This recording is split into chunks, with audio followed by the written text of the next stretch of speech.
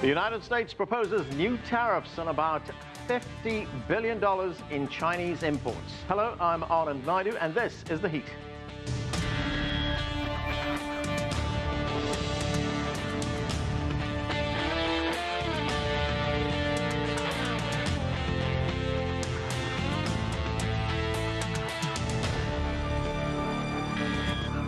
The Trump administration has unveiled a proposed list of tariffs on 1,300 Chinese products, a move that could intensify trade tensions between the world's two largest economies. For the latest, we turn now to CGTN's Nathan King. He's at the White House. And Nathan, this announcement coming from the U.S. Trade Representative very late in the afternoon on Tuesday. Firstly, what was in the announcement? Yeah, I mean, you hit the nail on the head there. Yeah, it's going to be about $50 billion of Chinese imports here in the U.S. targeted. 1,300 product lines, all targeted with a 25% tariff. So even my math can cope with that. It'll cost Chinese companies about $12.5 billion. In the fine print, what's interesting is that the U.S. is basically saying that they are doing this because they think that China is trying to create the technologies of tomorrow using U.S. know-how, basically taking intellectual property and forcing technology transfers from U.S. companies who want to do business in China. I've got the USTR readout in front of me here, and they're saying sectors subject to proposed tariffs include industries such as aerospace, information and communication technology, robotics, and machinery.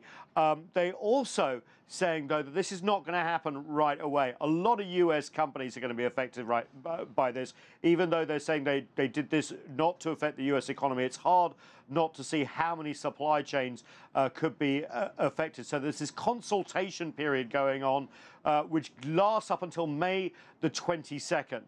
So these tariffs won't be imposed until probably the end of May, beginning of June, and they may be rolled back if some U.S. companies say, look, this is going to hurt us this way and that. That happened, remember, with the U.S. steel and aluminum tariffs, although not to China. And this gives a little bit of room for negotiations to continue. And one other headline is that the U.S. have said that they are going to start consultations at the World Trade Organization on some elements of this with China, they hope. So there is a window of discussion. But as we know, WTO disputes take weeks, months, years to settle, and the clock is ticking on these very big sanctions indeed. About $12.5 billion. So, Nathan, as you say, this is not going to happen right away. We're not going to see tariffs being slapped on goods tomorrow. So these are proposals. These are proposed goods. It's not a definitive list. Could we see a back and forth, the list being changed, some products being taken off, some being put on? Could we see more negotiations here? That's all possible. I'm a bit reticent to say yes, because this is exactly what the U.S. Trade Representative said they were going to do. They said they were looking at 1,300 product lines, and they didn't change a thing.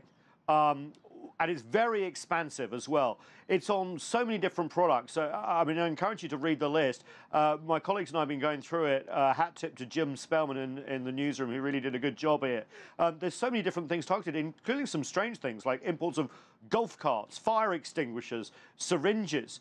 So this is really trying to sort of impose tariffs across China's industries. And of course, while this is happening, China has said, look, we're not going to not retaliate here. They already retaliated on the U.S. Steel and aluminum tariffs worth about $3 billion in Chinese exports. They responded with $2.75 billion on agriculture. They are going to have to be at least seen to draw up a list here, which is commensurate with what the U.S. is announcing today. So that's $12.5 billion. So that could ratchet up tensions as well. Let's hope that we do know there are behind-the-scenes discussions, most notably with the Treasury Secretary here, Steve Mnuchin, and the big economic czar in China, Ye He, and maybe that will give some fruit. But remember, both countries have national interests, and the way that this is being phrased by the U.S. is that they're targeting China's blueprint for the future, Made in China 2025, which, as we all know on CGTN and elsewhere, is basically China's plan to develop industries of tomorrow. not just as national champions, but as global leaders as well. And this seems more, rather than trying to cut the trade deficit or whatever, as Donald Trump keeps on talking about, as a battle, an economic warfare, if you like, for these industries of tomorrow: robotics, bioengineering, AI, semiconductors, etc., etc. Okay, Nathan, stay with us. We'll get back to you in a moment. Let's introduce the rest of our panel. Joining us here in the studio is Paulo von Schirach. He's the president of the Global Policy Institute. Arthur Dong is a professor at Georgetown University School of Business, and John Sitilides is a global risk analyst with the investment firm Trilogy Advisors. Thanks to all of you for joining us. Arthur, let me start with you. This was not unexpected. President Trump has been talking about this for a very long time. This was the president earlier today at the White House. Let's watch. They have a trade deficit of $500 billion a year. It's not something we can live with. So we'll be working with China. We'll be negotiating with China. Again, our relationship is very good with China, and we intend to keep it that way. But we have to do something to seriously relieve that trade deficit. We can't have a $500 billion a year trade deficit. We also have the theft of intellectual property, and that probably is in the neighborhood of $200 to $300 billion a year. So, Arthur, let's talk about the trade deficit. The president mentioned it twice there. To what extent do these measures go towards closing that trade gap? Well, certainly, President Trump has been talking about the imbalance between the U.S.-China trade and the considerable surplus, trade surplus that China has been running with the United States, certainly over the past decade or more. I think now, with this most recent announcement, he's demonstrating that his bark has a little more bite to it. And if you look at the broad sectors of the products that he's talking about here, aerospace, information, communications technology, robotics, machinery, it's technology heavy, isn't it? It's technology heavy, but it also underscores the depth and the breadth of the Chinese export the tradable goods sector to the United States, that it's not just iPhones and clothing and televisions that the American consumer is typically aware of, but it goes much deeper than that, and that there are a lot of products that China does export to the United States. Paulo, as Nathan King pointed out, these are proposals. There are negotiations that are ongoing. To what extent could we see this as negotiating positions? As the two sides saying, well, look, this is the start, this is our position, let's talk. Look, just the tone of the quote that you just got from President Trump is kind of almost friendly. He says, well, we love the Chinese, I like Xi Jinping, he's a great guy, and we got to talk about all these things. And this becomes a bargaining chip. That's the way it sounds. In other words, this can go either way, of course. This can escalate, and I don't think, quite frankly, everybody loses. I don't see that there's any advantage on either side if there is an escalation of more tariffs, tit for tat, and all that. I don't really think that there's an advantage on either side. If the president, as he seems to hint, wants to use this, doubling down beyond the aluminum and steel, which was, a few weeks ago, that he, say, oh, we really mean business here. Let's sit down and talk about the serious stuff, which is some of which I think has merit: market access, intellectual property rights, and all that. That's fine. And again, have the Chinese the right to push their own, how can I say, domestic champions in the leading technologies of the future? Of course they do. The question is, do they do this according to the laws of the game, so to speak, or they're trying to game the system, as it were? This is something that will come out. I don't know. If we have negotiations, which I think we're going to have, they're going to be complicated because these issues are not, linear and clear that everybody sees it in the same way. The perspective from Beijing and the perspective from Washington or from Europe, from that matter, is quite different. And to find common ground, I think it's possible, but it's not a sure thing. Again, my sense is that the president uses this as an opening gambit, and he doesn't necessarily mean that we're going to go in a all-out trade war with China. John, what's the big picture here? Here we have two countries, the two biggest economies in the world, a relationship that has been called the most important in the world. Tensions are rising. On the one hand, if you look at their broad philosophies, China's been championing globalization, open markets, lowering barriers, getting rid of protectionism. On the other hand, we have President Trump talking about America first. Well, I think one of the things that President Trump has been doing since becoming president is calling to account China's statements about globalization and opening up markets, as opposed to the reality of the challenges facing any foreign entities that are looking to enter into the Chinese market, with a special emphasis, I would say, on technology. And President Trump's comments today on the fact that many of these sectors that China is targeting for 2025 are IP centered. There's a concern that the Chinese government may be supporting these industries in ways that you wouldn't see occurring in other economies around the world. There's a reason that it's China that is the target for these tariffs in terms of how these industries will prosper over the next 10 years, and not, say, India or Germany or other countries with either a strong technology base or the capacity to grow in that direction. So I think that's very much the major concern on the part of the Trump administration, the relationship between the Chinese government and these industries to date, and the trends that they'll be pursuing over the next decade or so. And if we look at what Nathan told us a moment ago, these are designed to affect Chinese industries, the industries of tomorrow. Absolutely. Well, not just China's, those of the global economy. Right. So I think the degree to which the United States is seen as having a fair opportunity to compete, and let's face it, we've been leaders in the technology sector for the last 30 years. The degree to which other countries are seeking to enter those markets and compete on a relatively fair footing, I think there wouldn't be the kind of concern that we see with China, again, because China's policies tend to be quite different in terms of official state support for industries that are targeted for success, as opposed to industries in other parts of the world that have to succeed on their own. Okay. If I Go may ahead. chime in, Yeah. you know, another point which is not really related to tariffs, but is really about market access. You know, American, and not just American firms that are technology companies that are in the Chinese market complain that Chinese competition authorities have targeted them in a special way. In other words, you want to come into this market, great. Then you need to transfer this technology, open up everything, license it to everybody.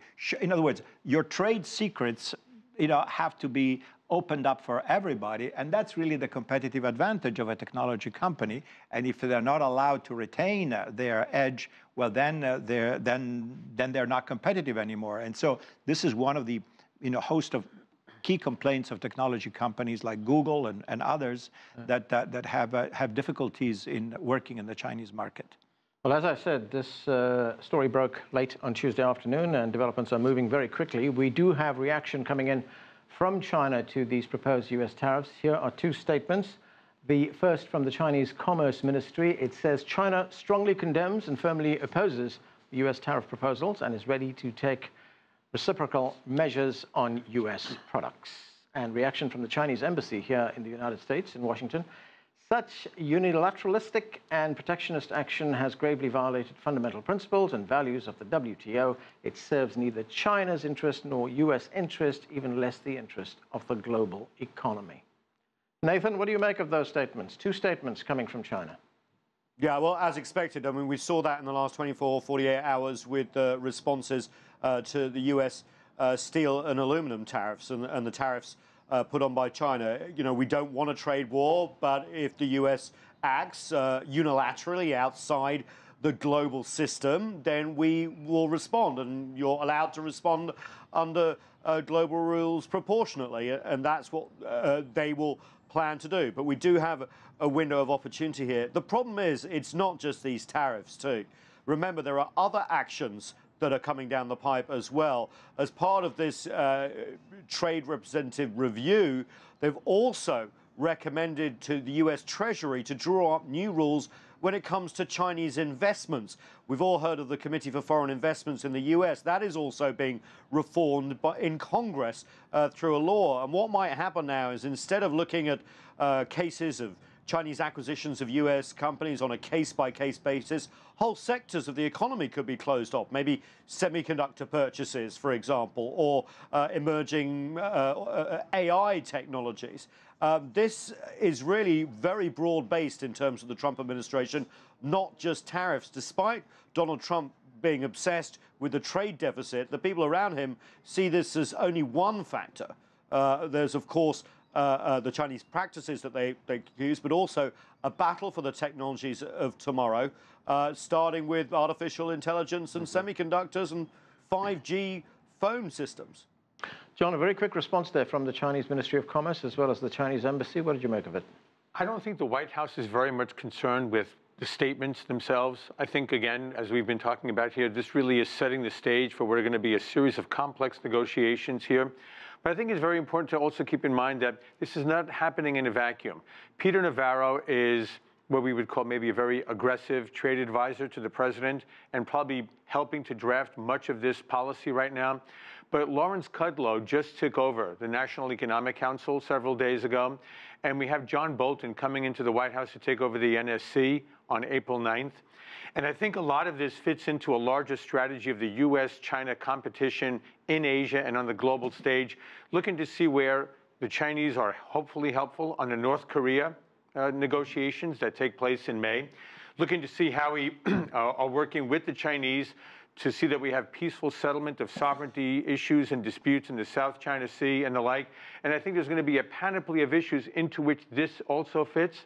And then in one area that goes beyond just the tariffs and the barriers here, the question is what kind of retaliatory measures can China take that goes beyond just tariffs here and tariffs there? There's very much concern about the ability of the Chinese government to start to dump large numbers of U.S. treasuries and notes on global markets that can have a very deleterious effect on the monetary system here, as well as other options that are available to the Chinese. And the question is, what does it take for the parties to reach that threshold? China does have leverage, doesn't it, John, in terms of it? The United States needs China for help with, let's say, the nuclear issue on the Korean Peninsula, on the relationship with Taiwan.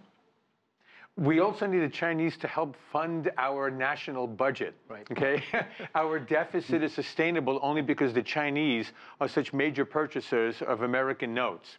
Now, on the other hand, I think the president recognizes that China is very much dependent on the U.S. consumer market for a vast portion of the Chinese export market. Now, how these players will configure all of this, the test remains to be seen. But I don't think it's just about tariffs here. It's a much larger array of forces. Paulo, you want to say something? Well, I just wanted to say that for the moment, at least, if we look at the atmospherics, I think China wins because China presents itself, including those statements that you just, aired, as the defender of globalization and a fair trade system, the WTO, saying the global community suffers.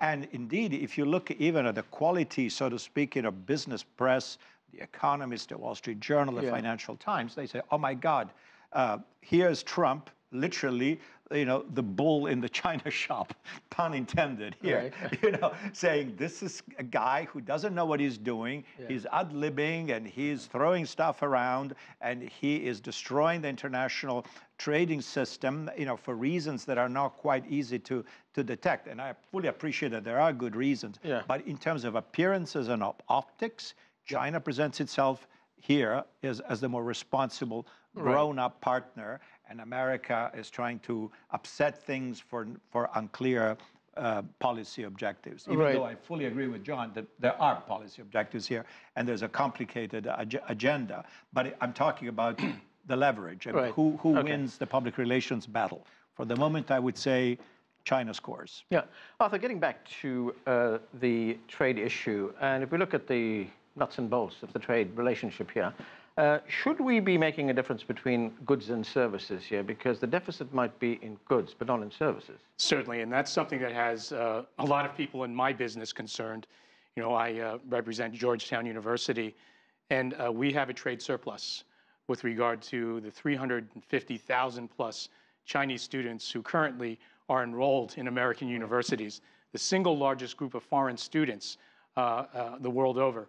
And we are running a very, very strong surplus in terms of services. And I think that is going to come into the crosshairs of this debate, and it'll be very worrying and very concerning for universities and institutions across America. Nathan, we've heard very often that these measures, these tariffs, will hurt U.S. consumers. Explain that to us, because it seems that the target here would be the supply chain. It's not consumer goods directly, is it? Well, actually, I've just been going through the list, and the list of Chinese imports does include consumer goods, golf carts included, helicopters, speedboats, So, yeah, if you want to pay 25% more for these products, that is going to hurt the U.S. consumer. You know, especially when they've just got a tax cut, is it going to be evaporated in terms of higher prices for consumer goods? What has been seen to be left off is things like clothing and stuff, which have been threatened before. I just want to go back to one other point, though. You know, we talk about the American consumer and the Chinese consumer. You know, we all have one of these, an iPhone. We're all global consumers, right? I mean, it may be designed in California. Some components come from Southeast Asia. It may be put together in China, but it's a global product. And so, you know, going to this sort of very sort of nationalistic thinking is very dangerous in this globalized world. And also when you look at the trade deficit, for example, well, if you're General Motors and you sell 4 million cars to China, you don't just ship those from Detroit. In fact, the vast majority of General Motors' 4 million cars that were sold in China were made in China through its cooperation with companies like Shanghai Automotive. They don't show up on the balance sheet. This is what US companies have been telling the Trump administration for weeks and months, and will continue to do so. And it's just not working in terms of their thinking. So it's going to be very, very interesting to see if they do pull back, come to some sort of deal. But it hasn't changed his mind fundamentally that somehow the US has been cheated, even though the iPhone is the most popular thing in the world. Yeah, I want to talk about that, actually, but we're getting more reaction from China. A spokesperson at the Chinese Ministry of Commerce said that the U.S. has disregarded China's solemn representations and published taxation proposals that have no basis in fact. It called the actions a typical act of unilateralism and trade protectionism. China strongly condemns and firmly opposes the proposed tariffs. The spokesperson also pointed out that the list released by the U.S. ignores the essence of the mutually beneficial and win-win outcomes of China-U.S. economic and trade cooperation for the past 40 years. I'll get to you in a moment, Nathan. It also disregards the voices of the industry in both countries and ignores the interests of consumers. The U.S. action is not conducive to the U.S. national interests, China's national interests, or global economic benefits. Very similar to that statement we heard earlier on. Go ahead, Nathan. Yeah, so I just want to make one other point too, and this is really about the US and the China maybe talking at each other, not to each other, because anyone who's watched the Chinese economy evolve over the last 20, 30, 40 years can see that we've now reached a different point where China is moving up the value chain. And look, every one of us can agree that there were abuses of intellectual property, forced technology transfer in the past. But as China's economy has slowed, it's looking for national champions. It's encouraging innovation, which was one of the first words of the most recent 5-year plan. And just as China's economy is focusing on its internal market more as well, it's using a lot for its own consumption rather than export, suddenly you get this sort of US reaction that seems maybe 5 to 10 years out of date. The discussions they should be having is about the technologies of tomorrow and how to harness them for everyone potentially, not draw up national boundaries. Because as you know, you can have an idea in Chengdu and it can spread to San Francisco. You can have an idea in San Francisco and it can be picked up in Beijing. These technologies of tomorrow are so fast moving, no one country can keep a grip on them. Arthur, if we look at these accusations of intellectual property theft, Reuters news agency says, it says the U.S. says that these tariffs are part of its drive to force changes in China's intellectual property practices. Yes, I mean, there's been many complaints amongst American companies that there has been a certain degree of pay to play. If you want to engage and have access to the Chinese marketplace, particularly if you're a high-tech company, whether it's a software firm or a manufactured product like chips, well, you're going to have to assign a certain degree of a sort of opening of either your code base or your blueprints to your Chinese partner. And plus, we're not allowed to engage in certain industries without a Chinese partner. So there has been a degree of history of this, and that's the basis of this complaint. John, how vulnerable would big, huge U.S. corporations like Boeing, like Apple, as Nathan mentioned, be to what is going on right now? I would be shocked if they weren't making their voices felt already throughout the entire government. So as I mentioned before, it's not just about the trade rep, it's also about the National Economic Council and the National Security Council and lawmakers up on Capitol Hill that are concerned about a supply chain that is spread throughout the United States.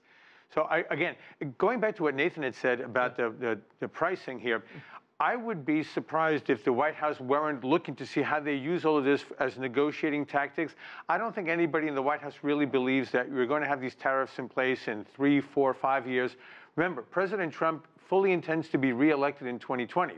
So as your correspondent mentioned, if the tariff increases wipe out the tax savings from the tax reform plan, that doesn't help the president win re-election. And none of this takes place in an apolitical context. So again, between geostrategy, between the actual trade issue itself and the need for the president to think about his base, he's got to take all of these factors into consideration. Paulo, go ahead, Nathan. That's assuming that they thought this through all the way. Just want to add that. Paulo, you know, we're often told that investors look at things like sentiment, some intangible things, confidence, sentiment, things like that. I mean, what does this do to people, investors on both sides? Well, if we look at the stock market in the last few weeks, there's been a lot of gyrations and a lot of hiccups. I'm not quite sure that we found it, we can detect a trend. By the way, there are other issues involved which are domestic and that have nothing to do with the China, or at least not much to do with this contentious issue with China, Amazon and the president and all that, which are sort of extraneous issues, but they kind of pile on. I would say, in general, investors like clarity and would like to see a clear horizon to make their own plans and investment decisions. And to the extent that things look choppy and potentially, with the possibility of ending up in a real rift and a crisis, investors don't like that at all, and they tend to stay away or dump stocks that seem to be more exposed to all this. So echoing what John was saying a moment ago, this is very complicated, and I'm not quite sure what the end game of the White House is. But if we start having ripple effects, that supply chains are disrupted, the consumers in the United States, anybody who goes to Walmart, 90% of the stuff they buy is made in China. So if consumers start being hit, especially in the constituencies that are dear to Donald Trump, because these are the people who elected him, well, how does that play out? I'm not quite sure. Again, I would like to think that the president thinks that this is just bargaining chips, all this long list and maybe others, and that we're going to enter into some serious negotiations to resolve the strategic problems of intellectual property rights, market access, and other things. But China is a tough cookie. I don't think that China say, okay, sorry, we made a mistake, now we're going to open everything and allow you to do everything. I don't think it's that easy. All right, and we're going to have to leave it there. Thanks to all of you for being with us. That is it for this edition of The Heat, but the conversation continues online. Join us on CGTN America's Facebook page to comment on this or any other show, or chat with us on Twitter @CGTN America. I'm Anand Naidu in Washington, D.C. Thanks for being with us.